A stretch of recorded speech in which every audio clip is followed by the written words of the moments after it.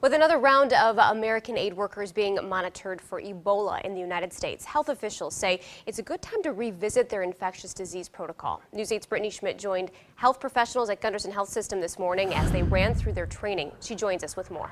Lisa, with American aid workers continuing their efforts in Africa, healthcare officials say everyone should have a plan in place when it comes to the possibility of an Ebola patient entering their facility.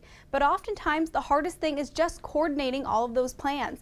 That is why Gundersen Health System held a mock training today to learn about what did work and change the things that didn't.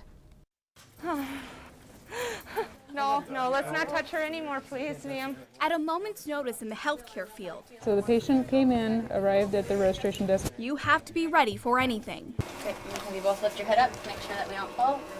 Okay. This is Sally. She's a 52-year-old female who was in Sierra Leone. She was working with pediatric patients. When Sally got back to the United States, she was feeling fine, but quickly started to develop symptoms of Ebola. The health department checks on these patients every day. If they start to have any symptoms, then they would alert us and the patient would be admitted. Feeling a little nauseous and have a headache. The nurses in protective gear check Sally's vitals. We would just make the patient comfortable, treat any symptoms that we could treat. Then they get ready to move Sally to an isolated room. We want to test our traffic pattern going through the hallways, restricting individuals from being in the hallway as we're moving her up to the Ebola unit.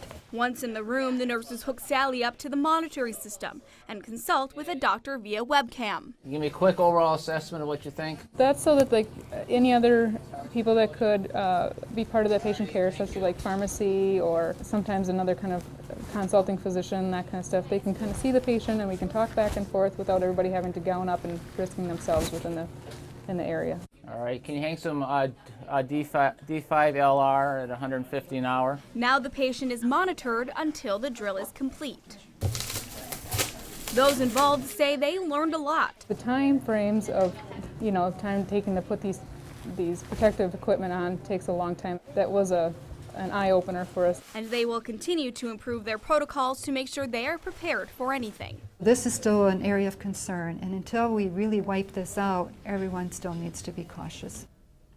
To make sure the training scenario had a healthy dose of reality in it, many staff members didn't know this was happening today, and they were only given about an hour to prepare. Thank you, Brittany. Gundersen Health System says the training today was called Ebola training, but a lot of the training is used for other infectious diseases as well.